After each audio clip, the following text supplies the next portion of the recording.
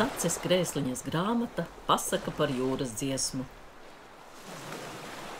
Tāltālas jūras malā, mazā zvejnieku ciemā dzīvoja ļaudis, kas katru dienu devās zvejā un atgriezās ar prāviem lomiem. Ļaudis šajā ciemā dzīvoja laimīgi un pārtikuši. Viņi sāka būvēt arvien lielākus kuģus un iemācījās tikt pie vēl brangākiem lomiem. Zvejnieki izsmēla jūru gandrīz tukšu. Jūra kļuva dusmīga un visus kuģus svieda krastā. Zvejnieka meita devās satikt jūras valdnieku, lai lūgtu viņu nomierināt jūru un ļautu viņas ciema ļaudīm atkal doties zvejā. Ja vēlies uzzināt, kā zvejnieka meita izglāba jūru, izlasi grāmatu. Ja tev patika pasaka par jūras dziesmu, lasi arī pasaku par princesi un mēnesi dēlu.